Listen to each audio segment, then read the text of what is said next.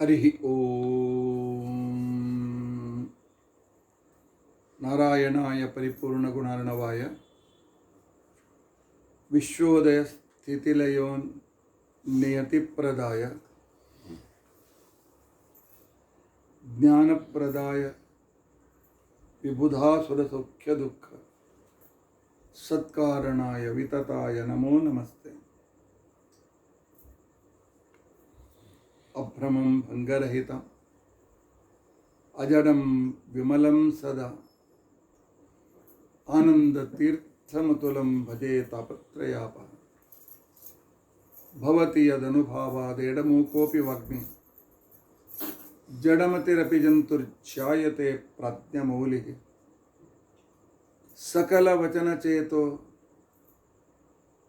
देवता भारती सा मम वचसि निधत्तां सन्निधिं मानसे च। अस्मद्गुरुसमारम्भां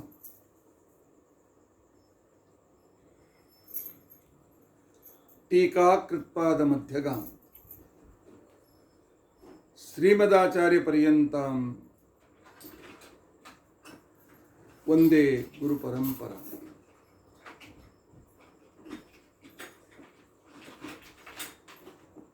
विद्यायां विबुधाचार्यं वेदज्ञानाब्धिचन्दिरं दुर्मतध्वान्तमार्ताण्डं सत्यध्यानमुनिं भजे। पञ्चाशद्वर्षपर्यन्तं सततं रामपूजकः श्री सत्यप्रमोदगुरुराज भासतां नो प्रदम्बर। बन्धुस्त्वं गुरुरिष्टदैवतमिति त्वत्पादपङ्कैरुहं प्राप्तं मां परिपालयेति सततं याचे निबद्धाञ्जलिः। चित्तं मद्गुणदोषचिन्तनविधौ नूनं मनं मा कृथाः। श्री सत्यात्मगुरो त्वदङ्घ्रियुगलं हित्वा न मे सद्गतिः। यैरहं शुकवत् सम्यक् शिक्षितोऽस्मि कृपालुभिः तान् वन्दे धेनुपाचार्यान्।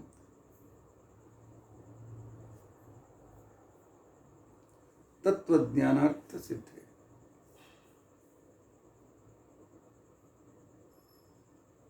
श्री गुरुभ्यो नमः। हरिः ओम हरिः ओम हरिः ओम।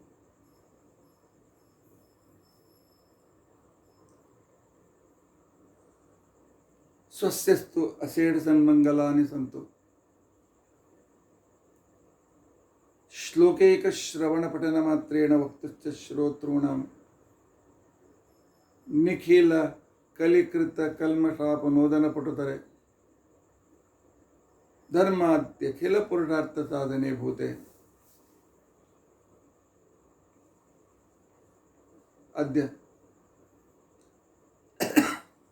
विष्णुतत्त्वनिर्णय विवरणारम्भे सति तथा भीमसेनस्य आध्यात्मिक स्वरूप विवरणारम्भे सति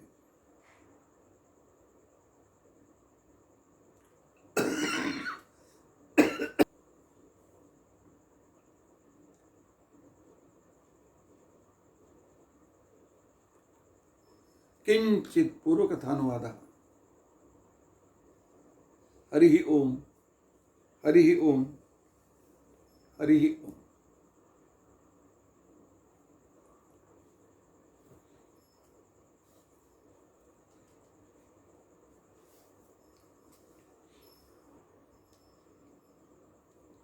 हरे राम राम राम हरे हरे। हरे कृष्णा ಹರೇ ಕೃಷ್ಣ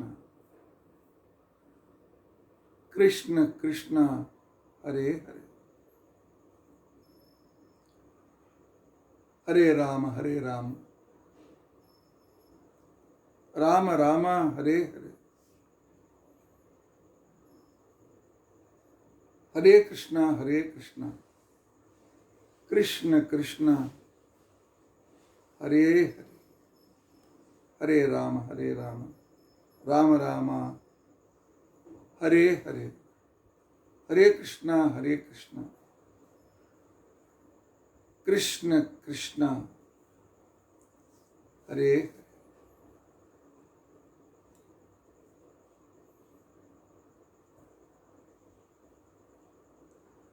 ಶ್ರೀ ಗುರುಭ್ಯೋ ನಮಃ.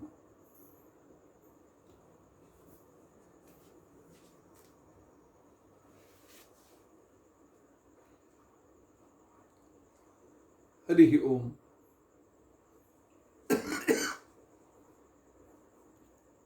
ಹರಿ ಓಂ.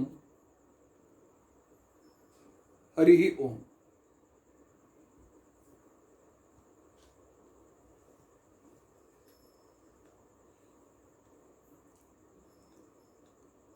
ನಿನ್ನಿನ ದಿವಸ ಆಚಾರ್ಯರು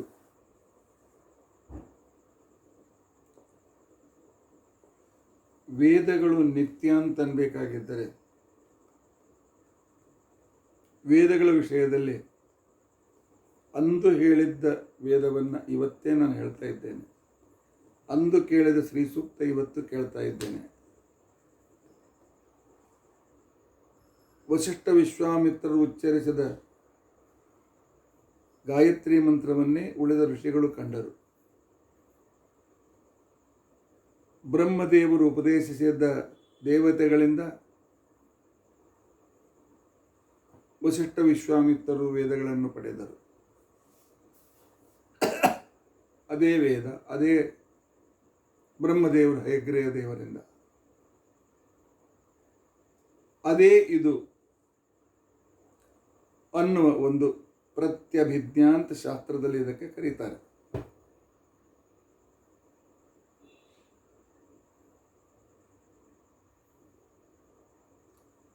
ಒಬ್ಬ ವ್ಯಕ್ತಿ ಮನೆಗೆ ಬರ್ತಾನೆ. ಅಲ್ಲಿ ಇವತ್ತು ನಮ್ಮಲ್ಲಿ ಒಬ್ಬರು ಬಂದಿದ್ದರು. ಅವರು ವಿಜಾಪುರದವರು.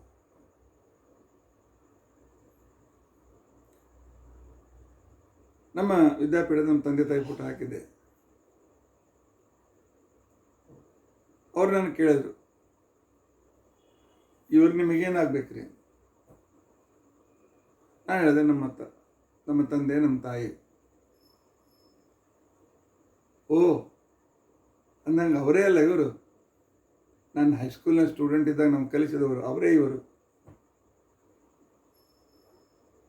ಅವರು ಕಲಿತದ್ದು ಅವ್ರ ಕಡೆಯಿಂದ 40ನೇ ಇಸ್ವಿಯಲ್ಲಿ. 80 ವರ್ಷದ ನಂತರವೂ ಅವರೇ ಇವರು ಅಂತಕೊಂಡು ಅಂತ ಹೇಳ್ತಾ ಇದ್ದ. ವೇದದ ನಿತ್ಯತ್ವಕ್ಕೆ ಪ್ರತ್ಯಭಿಜ್ಞೆ ಬಹಳ ಮಹತ್ವಪೂರ್ಣವಾದದ್ದು. ಆದರೆ ಈ ಪ್ರತ್ಯಭಿಜ್ಞೆಯ ಮೇಲೆ ಅನೇಕ ಜನರು ಆಕ್ಷೇಪ ತೆಗೆದಿದ್ದರು. ವೈಯಾಕರಣಿಗಳು, ನೈಯಾಯಿಕರು, ಆನಂತರ ವೈಶೇಷಿಕರು, ಬೌದ್ಧವಾದಿಗಳಲ್ಲಿರ್ತಕ್ಕಂಥ ವಿಜ್ಞಾನವಾದಿಗಳು, ಮಿಥ್ಯಾವಾದಿಗಳು, ಅವರು ಹೇಳಿದ ಸಕಲ ಆಕ್ಷೇಪಗಳನ್ನು ನಿವಾರಣೆ ಮಾಡ್ತಾ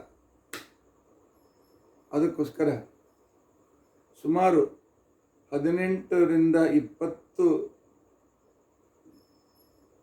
ಪ್ರವಚನವನ್ನು, ಅದನ್ನು ವಿಸ್ತಾರವಾಗಿ ನಾನು ನಿಮಗೆ ಹೇಳಿದ್ದನ್ನು ಕೇಳಿದ್ದೀರಿ. ನೆನಪು ಮಾಡಿಕೊಳ್ಳಿ. ಸಾಧ್ಯವಾದರೆ ಹಿಂದಿನಿಂದ ಹಾಕ್ಕೊಂಡು ಇನ್ನೊಮ್ಮೆ ಕೇಳಿ.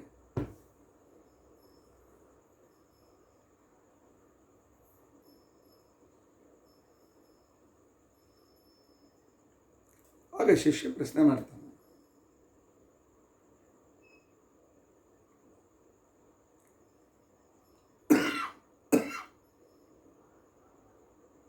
ನಾನೊಂದು ಕತೆ ಹೇಳ್ತಾನೆ ಶಿಷ್ಯನಿಗೆ ಪಾಠ ಹೇಳುವಾಗ.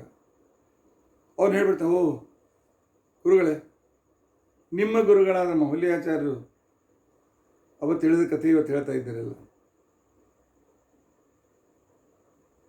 ಹೌದು. ಹಾಗಾದರೆ ಮೌಲ್ಯ ಆಚಾರ್ಯರ ಮಾತು ಇದು ನಿತ್ಯ ಅಪೌರುಷೇಯವಾಯ್ತಾ? ಇಲ್ಲ, ಅಪೌರುಷೇಯ ಆಗಲಿಲ್ಲ. ಯಾಕೆಂತ ತಿಳ್ಕೊಂಡಂತಂದರೆ ಮೌಲ್ಯ ಆಚಾರ್ಯರ ಮಾತು ಅವರದೇನೋ ಅಥವಾ ಅವ್ರ ಹಿಂದಿನವ್ರು ಹೇಳಿದ್ದು ಅದೇ ಇದನು ಆ ಪರಂಪರೆ ಆ ಮಾತಿಗಿಲ್ಲ. ಅದೇ ರೀತಿಯಾಗಿ ನಾರಾಯಣಂ ನಮಸ್ಕೃತ್ಯ ನರಂ ಚೈವ ನರೋತ್ತಮಂ ದೇವೀಂ ಸರಸ್ವತೀಂ ಚೈವ ತಥೋ ಜಯಮುದೀರೆ, ಇದು ವೇದವ್ಯಾಸರ ಮಾತು. ಅದೇ ಮಾತನ್ನು ಮಧ್ವಾಚಾರ್ಯ ಹೇಳಿದ್ದಾರೆ. ಮಧ್ವಾಚಾರ್ಯ ಅದನ್ನು ಟೀಕಾಕೃತ್ಪಾದ ನಾವು ಹೇಳ್ತೇವೆ. ಹಾಗಾದರೆ ಇದು ಕೂಡ ಅಪೌರುಷೇಯವಲ್ಲ ಅಲ್ಲ. ನಮ್ಮ ಗುರುಗಳು ಹೇಳಿದ್ದನ್ನು ನಾನು ಹೇಳಿದೆ, ಆ ನಂತರ ಅವರ ಗುರುಗಳು ಹೇಳಿದ್ದನ್ನು ನಮ್ಮ ಗುರುಗಳು ಹೇಳಿದರು, ಆ ನಂತರ ವೇದವ್ಯಾಸರಿಂದ ಕಲಿತ ಶಿಷ್ಯರು ಹೇಳಿದ್ದನ್ನು ನಮ್ಮ ಗುರುಗಳೆಲ್ಲ ಸಂಗ್ರಹ ಮಾಡಿದರು. ವೇದವ್ಯಾಸರ ಶಿಷ್ಯರು ವೇದವ್ಯಾಸರಿಂದ ಅದೇ ಅವ್ರು ಹೇಳಿದ ವಾಕ್ಯ ಇದು ಅಂತ ಹೇಳಿದರು. ಆನಂತರ ವೇದವ್ಯಾಸರ ವಾಕ್ಯ ಅದು ಅವ್ರಿಗಿಂತ ಹಿಂದೆ ಹೇಳಿದ ವ್ಯಕ್ತಿಗಳ ಮಾತು, ಅಲ್ಲಿ ಹೇಳಿಕ್ಕೆ ಬರೋದಿಲ್ಲ. ಅಲ್ಲಿಗೆ ಅದೇ ಇದು ಅಂತ ಅನ್ನೋದಕ್ಕೊಂದು ಎಂಡ್ ಬರ್ತದೆ. ಆದರೆ ವೇದ ಮಂತ್ರಕ್ಕೆ ಹಾಗಲ್ಲ. ವೇದ ಮಂತ್ರಕ್ಕೆ ಇಂಥ ವ್ಯಕ್ತಿ ಬರೆದಿದ್ದಾನೆ, ಅವನಿಂದ ಕೇಳಿಕೊಂಡು ಅಂತೇಳಿ ಇಂಥ ವ್ಯಕ್ತಿಗೆ ಅದು ನಿಂತು ಹೋಗ್ತದೆ. ಅದೇ ಇದು ಉಳಿಯೋದಿಲ್ಲ. ಅವನು ಹೇಳಿದ ಮಾತು ಅದೇ ಇದು ಅನ್ನೋ ಪರಂಪರೆ ಸಿಕ್ಕೋದಿಲ್ಲ. ಆದರೆ ನಮ್ಮ ಗುರುಗಳು ಆನುಪೂರ್ವಿಗೆ ಒಂದು ಸೀಮೆ ಇದೆ. ಆದರೆ ವೇದಗಳ ಆನುಪೂರ್ವಿ ಅಂದರೆ ಅವರಿಂದ ಇವರು ಅಂತನ್ನುವ ಆನುಪೂರ್ವಿಗೆ ಅಂತ್ಯ ಇಲ್ಲ. ಬ್ರಹ್ಮದೇವರು ಹಯಗ್ರೀವ ದೇವರಿಂದ, ಹಯಗ್ರೀವ ದೇವರು ಹಿಂದಿನ ಕಲ್ಪದಲ್ಲಿರ್ತಕ್ಕಂಥ ವೇದವನ್ನು ತಲೆಯಲ್ಲಿಟ್ಟುಕೊಂಡು ಅದನ್ನೇ ಎದುರು ಹೇಳಿದ್ದಾರೆ. ಅಂತ ಅನ್ನುವ ಒಂದು ಆನುಪೂರ್ವಿಗೆ ಅಂತ್ಯ ಅಲ್ಲಿ ಸಿಕ್ಕೋದಿಲ್ಲ. ನಮಗೆ ಆದಿ ಸಿಕ್ಕೋದಿಲ್ಲ, ಅಂತ್ಯ ಅಂತೂ ಸಿಕ್ಕೋದೇ ಇಲ್ಲ. ಆದ್ದರಿಂದಾಗಿ ಅಪೌರುಷೇಯ ವಾಕ್ಯ ಬೇಕು. ತದೇವ ಇದಂ ಅಂತನ್ನುವುದು ಎಂಡ್ಲೆಸ್ ಆಗಿರ್ತಕ್ಕಂಥ ತದೇವ ಇದಂ ಅಂತ ಬೇಕು. ಅದು ಅಪೌರುಷೇಯ ಅಂತ ಅನಿಸ್ಕೊಳ್ತದೆ. ಆದ್ದರಿಂದ ಅದು ಪ್ರಮಾಣ. ಆಗ ಇನ್ನೊಬ್ಬ ಬುದ್ಧಿವಂತ ಕೇಳ್ತಾನೆ, ಆಯ್ತು, ಬ್ರಹ್ಮದೇವರು ಹೇಳಿದ್ದನ್ನು ದೇವತೆಗಳು ಅವರು ಹೇಳಿದ್ದನ್ನು ವಸಿಷ್ಠ ವಿಶ್ವಾಮಿತ್ರರು, ಬ್ರಹ್ಮದೇವರು ಪರಮಾತ್ಮ ಹಯಗ್ರೀವ ರೂಪಿಯಾದ ಪರಮಾತ್ಮನಿಂದ ವೇದವನ್ನು ಪಡೆದ. ಆ ಹಯಗ್ರೀವ ದೇವರು ಯಾರಿಂದ ಪಡೆದರು? ಅವರು ಯಾರಿಂದ ಪಡೆದರು? ಈ ಪ್ರಶ್ನೆಗೆ ಉತ್ತರ ಇದೆಯಾ? ಉತ್ತರ ಇದೆ.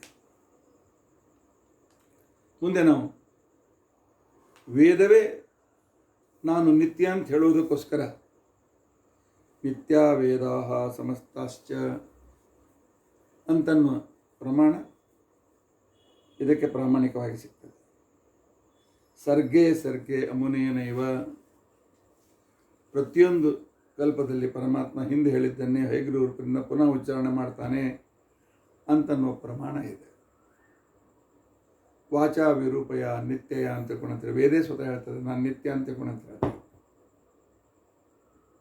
ಇವುಗಳಿಂದ ನಾನು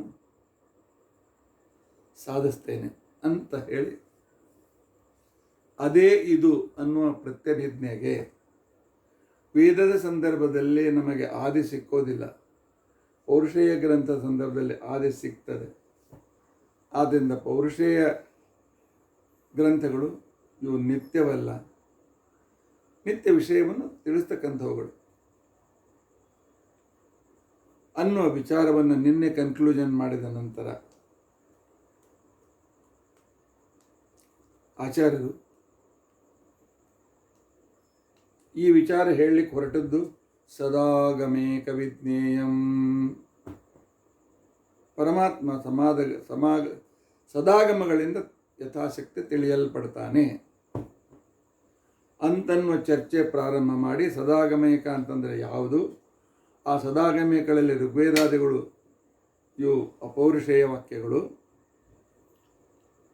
ಆದ್ದರಿಂದಾಗಿ ವೇದಗಳನ್ನು ಅಪೌರುಷೇಯ ಅಂತ ಒಪ್ಕೊಳ್ಬೇಕು, ವೇದದ ಸ್ವಾತಃಪ್ರಾಮಾಣ್ಯ ಒಪ್ಕೊಳ್ಬೇಕು, ವೇದಗಳ ನಿತ್ಯತ್ವ ಒಪ್ಕೊಳ್ಬೇಕು ಅಂತನ್ನುವ ಒಂದು ಪರಂಪರೆಯನ್ನು ಶ್ರೀಮದಾಚಾರ್ಯರು ನಮಗೆ ಹಾಕಿಕೊಟ್ಟಿದ್ದಾರೆ.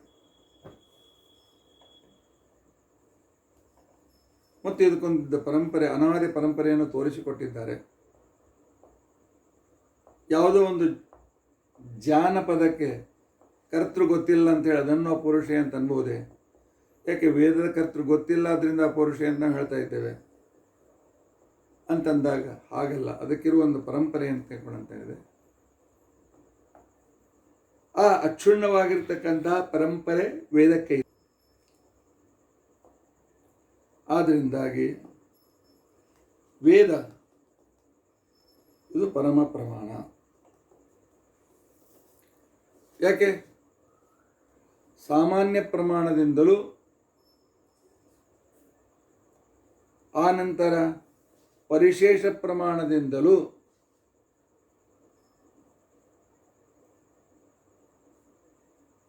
ವೇದವು ಅಪೌರುಷೇಯ ನಿತ್ಯ ಅಂತನೂ ಸಿದ್ಧವಾಗ್ತದೆ. ವೇದಗಳ ಜೊತೆಯಲ್ಲಿ ನಾವು ಪ್ರತ್ಯಕ್ಷ ಮತ್ತು ಅನುಮಾನಗಳನ್ನು ಕೂಡ ಪ್ರಮಾಣ ಅಂತ ಹಿಡಿದಿದ್ದೇವೆ. ಆದರೆ ಪ್ರತ್ಯಕ್ಷ ಮತ್ತು ಅನುಮಾನಗಳು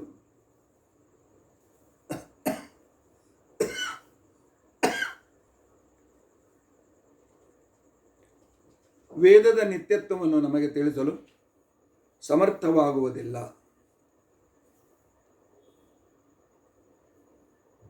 ಮತ್ತು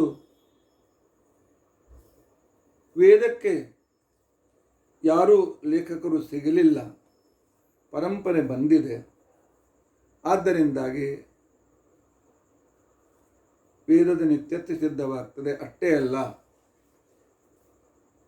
ಪ್ರತ್ಯಕ್ಷದಿಂದಲೂ ಧರ್ಮಾದಿಗಳನ್ನು ತಿಳಿಯಲಿಕ್ಕೆ ಸಾಧ್ಯವಿಲ್ಲ, ಅನುಮಾನದಿಂದಲೂ ಧರ್ಮಾದಿಗಳನ್ನು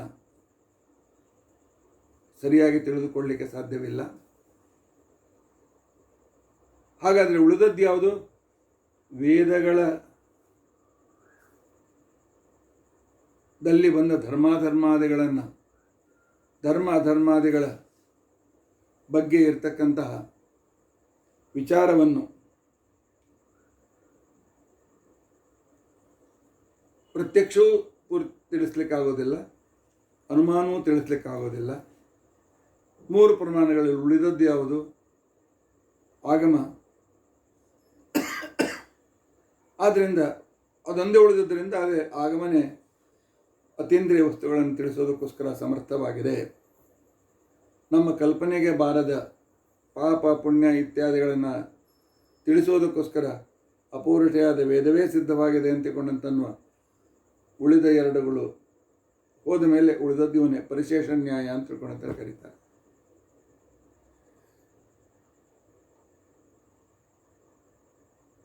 ಒಂದು ಕ್ರಿಕೆಟ್ ಮ್ಯಾಚ್ ನಡೆದಿತ್ತು. ಒಂದು ಪಾರ್ಟಿಯವರಿಗೆ 10 ಜನರು ಕ್ರಿಕೆಟಿನ ಅನುಭವ ಇದ್ದವರು ಸಿಕ್ಕಿದರು. ಅದು 11 ಸಂಖ್ಯೆ ಪೂರ್ಣ ಮಾಡಬೇಕಲ್ಲ. ನನ್ನಂತವನೇ ಅವನು 11 ಪ್ಲೇಯರ್ ಮಾಡಿದರು. ಕ್ರಿಕೆಟ್ನ ಪ್ರೀತಿ ಇದೆ, ಆದರೆ ABCD ಗೊತ್ತಿಲ್ಲ. ಆದರೆ ಏನಾಯಿತು? ಎದುರಾಳಿಯ ಬಾಲ್ನಿಂದ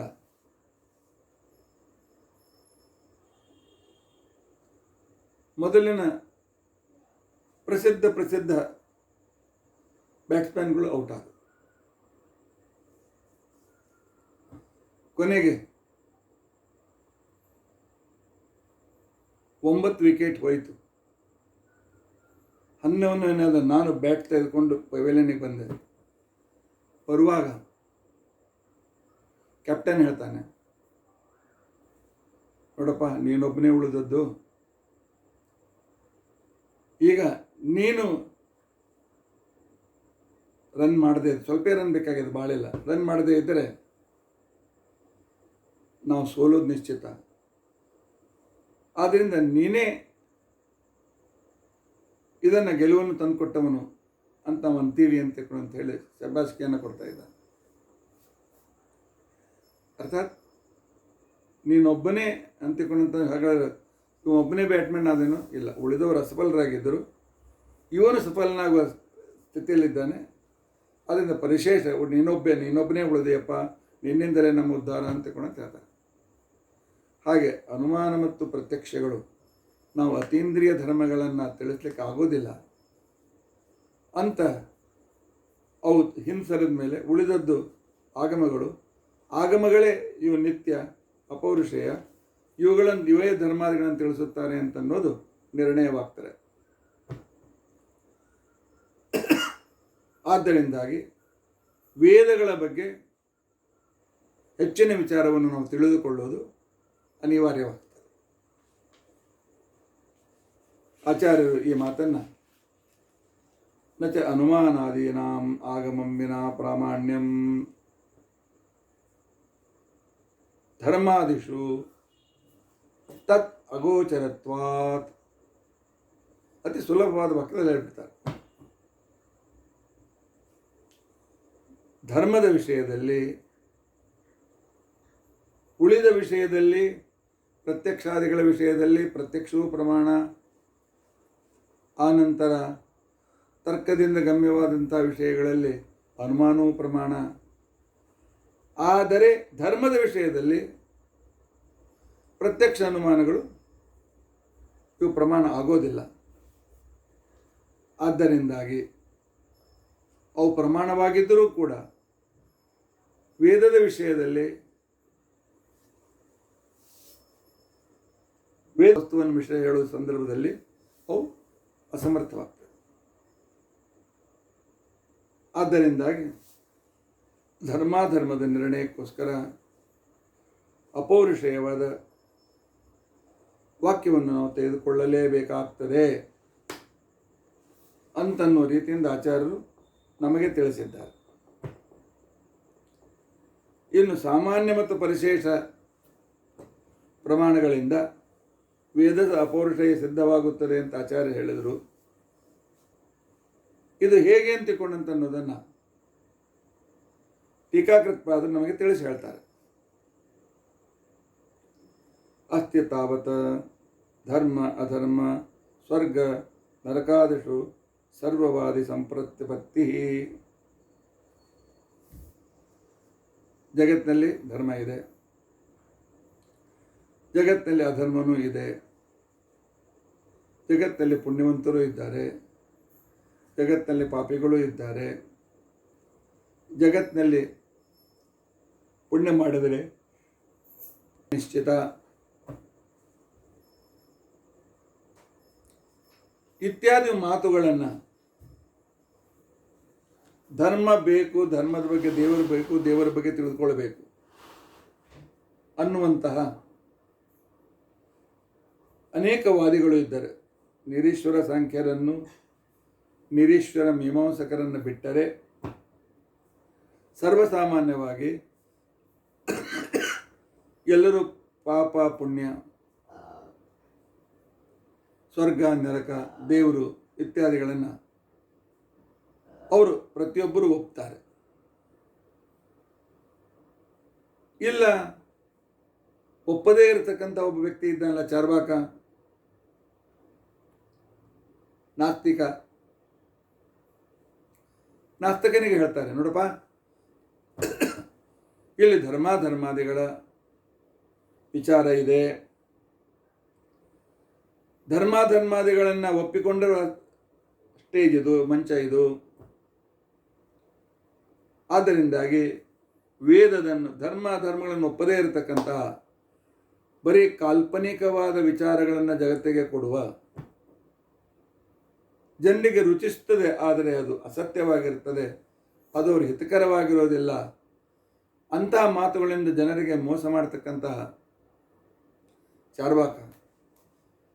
ನೀನು ಧರ್ಮ ಅಧರ್ಮ ಪುಣ್ಯ ಪಾಪ ನರಕ ಒಪ್ಪದೇ ಇದ್ದರೆ ನೀನು ನಮ್ಮ ಜೊತೆಗೆ ಚರ್ಚೆ ಮಾಡಲಿಕ್ಕೆ ಅನರ್ಹ, ನಿನಗೆ ವ್ಯಾಲಿಡಿಟಿ ಇಲ್ಲ.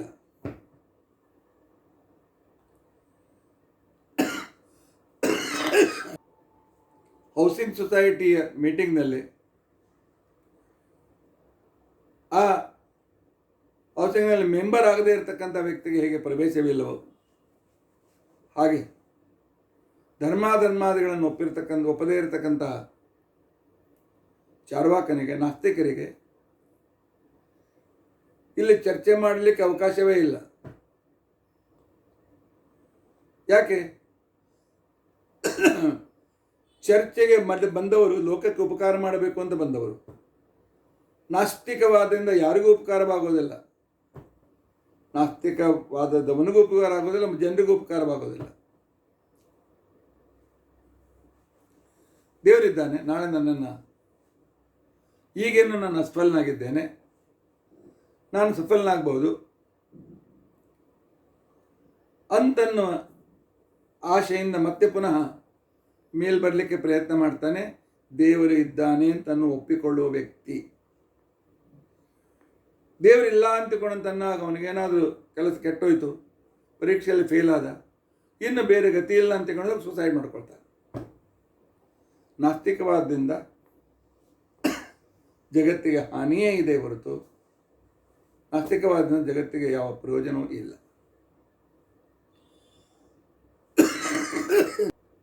ಆದ್ದರಿಂದಾಗಿ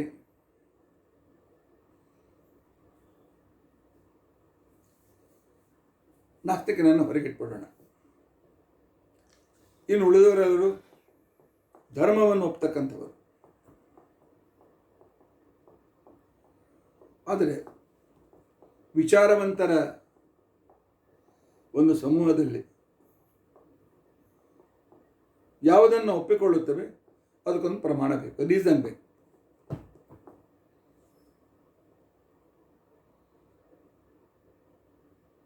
ಆ ನಂತರ ಹೇಗೆ ರೀಸನ್? ಎಲ್ಲದಕ್ಕೂ ರೀಸನ್ ಇದೆ. ನಮ್ಮಲ್ಲಿ ಎಲ್ಲದಕ್ಕೂ ರೀಸನ್ ಇದೆ. ಯಾಕೆಂದರೆ ಯಾರೋ ಒಬ್ಬನ ಬಂದು ಹೇಳ್ದ, ಅಂಗಾರಕ್ಷತಿ ಗೋಪಿಚಂದ ಹಚ್ಕೊಳ್ತೀರಲ್ಲ ಯಾಕೆ? ನಿಮ್ಮ ಹೆಣ್ಮಕ್ಳು ಕುಂಕುಮ ಹಚ್ಕೊಳ್ತಾರೆ ಯಾಕೆ? ಈ ಪ್ರಶ್ನೆ ಭಾಳ ಹಿಂದಿನದು. ಈಗ ಯಾರು ಕುಂಕುಮ ಹಚ್ಕೊಳ್ಳೋದಿಲ್ಲ, ಟಿಕ್ಲಿ ಹಚ್ಕೋತಾರೆ. ಕೆಲವರು ಅಲರ್ಜಿ ಇದೆ, ಹಚ್ಕೊಳ್ಳಿ ಬೇಡ ಅಂತ ಅನ್ನೋದಿಲ್ಲ. ಯಾರಿಗೆ ಅಲರ್ಜಿ ಇಲ್ಲ ಅದು ಕೂಡ ಅವರೆಲ್ಲ ಹಚ್ಕೊಳ್ತಾರೆ ಇಲ್ಲಿ ಮೂಗಿನ ಮೇಲೆ, ಹುಬ್ಬುಗಳ ಮಧ್ಯದಲ್ಲಿ. ಈ ಕಡೆಗೆ ದೇವರು ಖುಷಿಯಾಗಿರಬೇಕು, ಈ ಕಡೆಗೆ ಜನರು ಖುಷಿಯಾಗಿರ್ಬೇಕು. ತನ್ನನ್ನು ಹಳ್ಳಿಯ ಗಮಾರ ಅಂತ ಯಾರು ಅನ್ಬಾರ್ದು. ಏನು ಕುಂಕುಮ ಹಚ್ಕೊಂಡು ನಾನು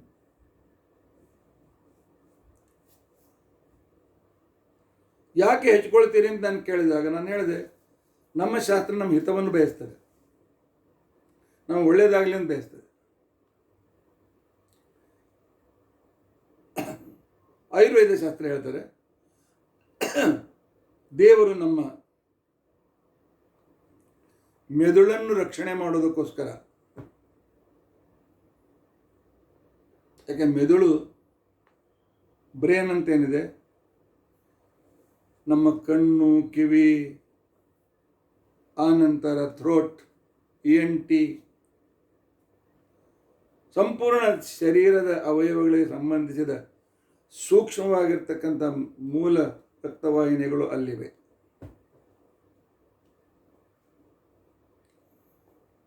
ಅದರಿಂದಾಗಿ ಬ್ರೇನಿನ ಸಂರಕ್ಷಣೆ ಬೇಕು. ಪರಮಾತ್ಮನಿಗೆ ನಮ್ಮ ಮೇಲೆ ವಿಶ್ವಾಸ ಇಲ್ಲ, ನಾವೆಲ್ಲ ಸ್ವಲ್ಪ ಬಿಂದಾಸ ಇರ್ತಕ್ಕಂಥವ್ರು. ಅದಕ್ಕೋಸ್ಕರ ಪರಮಾತ್ಮ ಏನು ಮಾಡಿದ, ಬ್ರೇನಿನ ರಕ್ಷಣೆಯಾಗಲಿ ಅಂತೇಳಿ ತಲೆಬುರುಡಿಯನ್ನು ಕೊಟ್ಟ. ತಲೆ ಭಾಗದ ಸ್ಕಲ್, ತಲೆಬುರುಡಿಯನ್ನು ಕೊಟ್ಟ. ತಲೆಬುರುಡಿಯನ್ನು ಕೊಟ್ಟಿರ್ತಕ್ಕಂಥ ಸಂದರ್ಭದಲ್ಲಿ ಇಲ್ಲಿಯವರೆಗಿನ ತಲೆಬುರುಡಿಯಲ್ಲಿ ಎಲ್ಲಿಯೂ ಛಿದ್ರ ಇಲ್ಲ. ಆದರೆ ಪರಮಾತ್ಮ ಹೇಳ್ತಾನೆ, ಇವರು ಪ್ರಯತ್ನ ಮಾಡದೆ ಇವ್ರಿಗೆ ನಾನು ಫಲ ಕೊಡಬಾರ್ದು ಅಂಥೇಳಿ ಪರಮಾತ್ಮ ಏನು ಮಾಡಿದ, ಹಣೆಯ ಮಧ್ಯದಲ್ಲಿ ಅರ್ಧ ಸೆಂಟಿಮೀಟರ್ ಹಿಡ್ಕೊಂಡು 1.25 ಸೆಂಟಿಮೀಟರ್ವರೆಗೂ ಒಂದು ಸೀಳು ಇದೆ, ತಲೆ ಬುರುಡೆ ಸೀಳಿದೆ. ಆ ಭಾಗಕ್ಕೇನೆ ಸೈನಸ್ ಅಂತ ಕರೀತಾರೆ.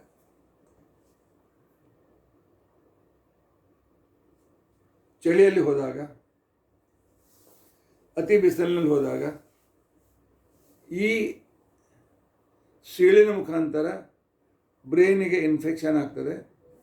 ಇನ್ಫೆಕ್ಷನ್ ಆಗಿ ಆನಂತರ ಅನೇಕ ದೀರ್ಘವಾದ ರೋಗಗಳು, ಕೊನೆಗೆ ಬ್ರೈನ್ ಹೆಮ್ರೇಜು ಇತ್ಯಾದಿಗಳು ಬರುವ ಸಾಧ್ಯತೆ ಇದೆ.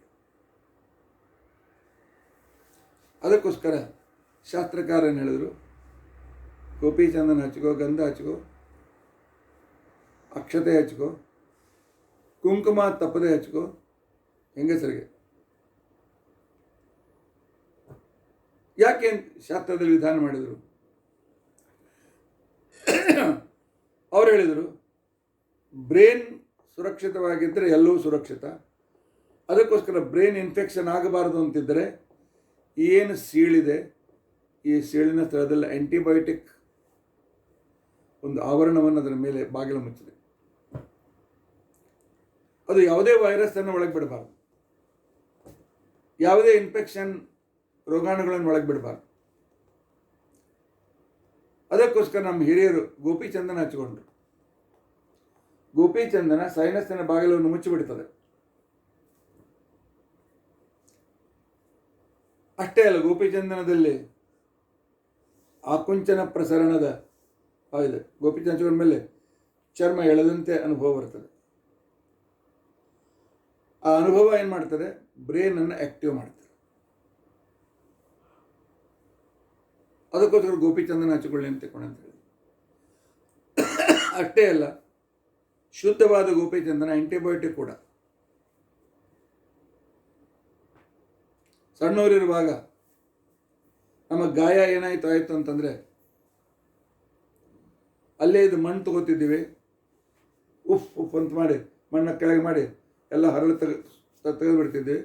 ಅದೇ ಮಣ್ಣನ್ನು ಗಾಯದ ಮೇಲೆ ಹಚ್ಕೊಳ್ತಿದ್ವಿ, ಗುಣ ಆಗ್ತಿತ್ತು.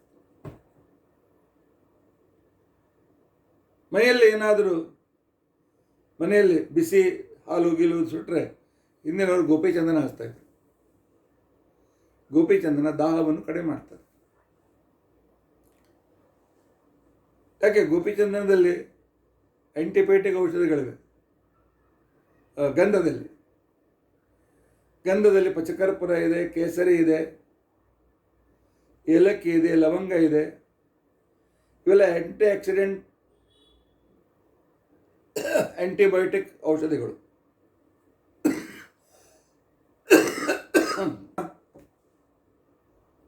ಅರಿಶಿಣದಿಂದ ಮಾಡಿದ್ದು. ಅರಿಶಿಣ ಅಡುಗೆ ಮನೆಯಲ್ಲಿರ್ತಕ್ಕಂತಹ ಅತ್ಯಂತ ದಿವ್ಯವಾದ ಔಷಧಿ ಅರಿಶಿಣ. ಪದಾರ್ಥದಲ್ಲಿ ಅರಿಶಿಣ ಹಾಕಿದರೆ ಒಂದು ಕಲರ್ ಬರ್ತದೆ, ತಿನ್ನಬೇಕು ಅಂತ ಅನಿಸ್ತದೆ. ಆದರೆ ಪದಾರ್ಥದಲ್ಲಿರ್ತಕ್ಕಂಥ ಪಾಯ್ಸನ್ನನ್ನು ದೂರ ಮಾಡ್ತದೆ ಅರಿಶಿಣ. ಒಗ್ಗರಣೆಯಲ್ಲಿ ಅರಿಶಿಣ ಬೇಕೇ ಬೇಕು. ಅರಿಶಿಣಿಂದ ಮಾಡಿದ ಕುಂಕುಮ ಇದು ಹೆಣ್ಣು ಮಕ್ಕಳ ಸೈನಸ್ ರಕ್ಷಣೆಗೋಸ್ಕರ ಉಪಯುಕ್ತವಾಗಿದೆ. ಆದ್ದರಿಂದಾಗಿ ನಮ್ಮ ಶಾಸ್ತ್ರ ಹೇಳಿದ್ದು ಸುಳ್ಳಲ್ಲ.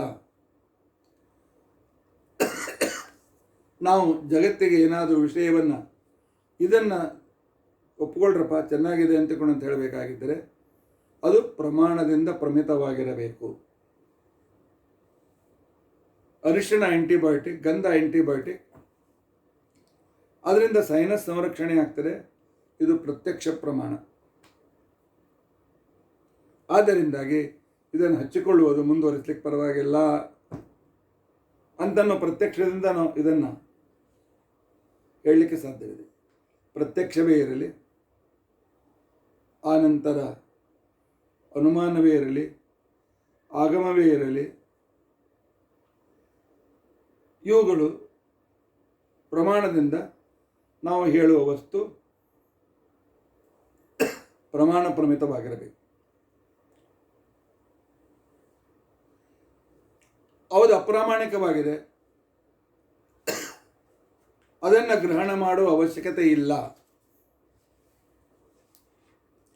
ಯಾವುದು ಅಪ್ರಾಮಾಣಿಕವಾಗಿದೆ ಅದನ್ನು ಸ್ವೀಕರಿಸಲಿಕ್ಕೆ ಹೋಗಬೇಡಿ ಅಂತಂದಿದ್ದಾರೆ. ಸಾಧಾರಣ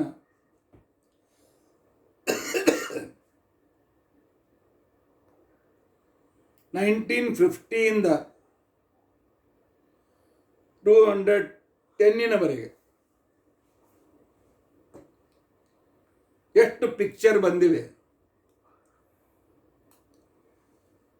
ಆ ಪಿಕ್ಚರ್ನಲ್ಲಿ ದರೋಡೆಕೋರರು, ಆತಂಕವಾದಿಗಳು, ಇವರೆಲ್ಲರಿಗೂ ಪಿಕ್ಚರ್ನಲ್ಲಿ ಕುಂಕುಮ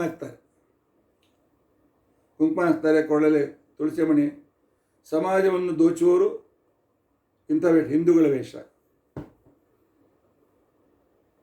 ಆ ನಂತರ ಅವರಿಂದ ಉಳಿಸ್ತಕ್ಕಂಥ ವ್ಯಕ್ತಿಗಳು ಇಲ್ಲ ಮುಸಲ್ಮಾನಾಗಿರ್ತಾನೆ, ಇಲ್ಲ ಕ್ರಿಶ್ಚಿಯನ್ ಆಗಿರ್ತಾನೆ. ನೀವು ಹಿಂದೂಗಳು, ನೀವೆಲ್ಲರೂ ಕೂಡ ಟೆರರಿಸ್ಟರು ಅಂತನ್ನು ಬಿಂಬಿಸುವುದಕ್ಕೋಸ್ಕರ ಸುಮಾರು 30-35 ವರ್ಷ ಬಾಲಿವುಡ್ಡಿನ ಸಿನಿಮಾದಲ್ಲಿ ಏನು ದುಷ್ಪ್ರಯತ್ನ ನಡೀತು. ನಾವೆಲ್ಲ ಮೂರ್ಖರು, ಹಣ ಕೊಟ್ಟು ಅವುಗಳನ್ನು ನೋಡ್ಕೊಂಡು ಬರ್ತೇವೆ. ಅಂಥ ಅಯೋಗ್ಯ ವ್ಯಕ್ತಿಗಳ ಹೀರೋ ಅಂತ ತಿಳ್ಕೊಂಡಂತೇಳಿ. ಯಾಕೆ ಇದು ಅವ್ರು ಹೇಳೋದು ಪ್ರಮಾಣ ಪ್ರಮಿತವಲ್ಲ. ಟೆರರಿಸಮ್ ಹಿಂದೂಗಳಲ್ಲಿ ಇಲ್ಲ. ಟೆರರಿಸಮ್, ಮೋಸ ಇತ್ಯಾದಿಗಳನ್ನು ಧರ್ಮಾಂತರ ಮಾಡ್ತಕ್ಕಂಥ ಕಾನ್ಸೆಪ್ಟು ಉಳಿದ ಧರ್ಮದಲ್ಲಿರ್ಬೋದು, ನಮ್ಮ ಧರ್ಮದಲ್ಲಿಲ್ಲ. ಅದು ಪ್ರಮಾಣ ಪ್ರಮಿತವಲ್ಲ, ಅದನ್ನು ಸ್ವೀಕಾರ ಮಾಡಬಾರ್ದು. ಒಬ್ಬ ಡಾಕ್ಟರು ಬಂದು ಹೇಳಿದ್ರು, ಆಚಾರ್ಯ ಯಾಕೋ ಕೆಮ್ತೀರಿ, ನಿಮ್ಮ ಕಫ ಪ್ರಕೃತಿ.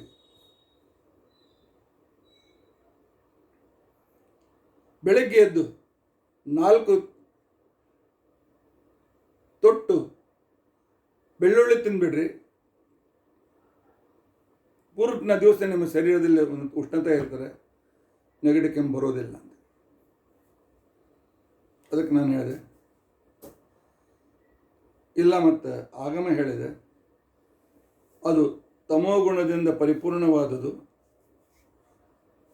ಅದರ ವಾಸನೆ, ಅದರಲ್ಲಿರ್ತಕ್ಕಂಥ ದುರ್ಗಂಧ ನಿಮ್ಮ ಮನಸ್ಸಿನಲ್ಲಿರ್ತಕ್ಕಂಥ ಏಕಾಗ್ರತೆಯನ್ನೆಲ್ಲ ಕಿತ್ತಿ ಹಾಕ್ತದೆ. ಆದ್ದರಿಂದಾಗಿ ಶಾಸ್ತ್ರಕಾರರು ಹೇಳಿದ್ದಾರೆ, ಆರೋಗ್ಯಕ್ಕೆ ಸ್ವಲ್ಪ ಸಹಾಯಕವಾಗಿರಬಹುದು,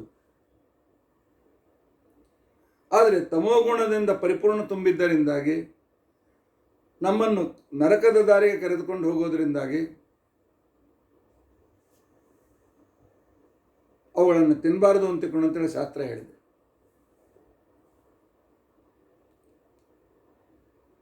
ಇಲ್ಲ, ಹಾರ್ಟ್ ಬ್ಲಾಕ್ಗಳನ್ನು ಕೂಡ ಆಗದಂತೆ ನೋಡ್ಕೊಳ್ತಾರೆ. ಅದಕ್ಕೆ ನಾನು ಹೇಳಿದೆ, ಬೆಳ್ಳುಳ್ಳಿ ನಮ್ಮ ಶರೀರದಲ್ಲಿ ಏನು ಕೆಲಸ ಮಾಡ್ತದೆ ಆ ಕೆಲಸವನ್ನು ಹಸಿ ಶುಂಠಿಯೂ ಮಾಡ್ತದೆ. ಹಸಿ ಶುಂಠಿ ಬೆಳ್ಳುಳ್ಳಿಯ ಕೊಡ್ತಕ್ಕಂಥ ಶರೀರಕ್ಕೆ ಉಷ್ಣತೆಯನ್ನು, ರಕ್ತದ ಶುದ್ಧೀಕರಣವನ್ನು, ರಕ್ತದಲ್ಲಿ ಅವು ಗಟ್ಟಿಯಾಗಬಾರ್ದು ಅಂತಕೊಂಡಂಥ ರೀತಿಯಾಗಲಿ ಥಿನ್ನರ್ ಮಾಡ್ತಕ್ಕಂಥ ಕೆಲಸವನ್ನು ಒಂದು ಹಸಿ ಶುಂಠಿ ಮಾಡ್ತಾರೆ. ಆದರೆ ಇದಕ್ಕೆ ದುರ್ಗಂಧ ಇಲ್ಲ. ಆದ್ದರಿಂದಾಗಿ ಇದರ ಶಾಸ್ತ್ರದಿಂದ ಪ್ರಮಾಣ ಪ್ರಮಿತ, ಇದನ್ನು ಸ್ವೀಕಾರ ಮಾಡು. ಶಾಸ್ತ್ರ ಎಲ್ಲ ಅದನ್ನು ನಿಷೇಧ ಮಾಡಿದ್ದಾರೆ, ಹಾನಿಕರ ಇದೆ ಅಂತ ನಿಷೇಧ ಮಾಡಿದ್ದಾರೆ. ಈ ರೀತಿಯಾಗಿ ನಾನು ಏನು ತಗೊಳ್ಬೇಕು ಅದು ಪ್ರಮಾಣದಿಂದ ಸಿದ್ಧವಾಗಿರಬೇಕು. ಪ್ರಮಾಣದಿಂದ ಸಿದ್ಧವಾಗಿದೆ ಹಸಿ ಶುಂಠಿ. ಶುಂಠಿ, ಅರಿಶಿಣ, ಮೆಣಸು, ಜೀರಿಗೆ, ಕೊತ್ತಂಬರಿ ಬೀಜ ಇವಿಲ್ಲದೆ ಯಾವ ಅಡುಗೆ ಆಗೋದಿಲ್ಲ. ಆದರೆ ಇವೆಲ್ಲವೂ ನಮ್ಮ ಶರೀರಕ್ಕೆ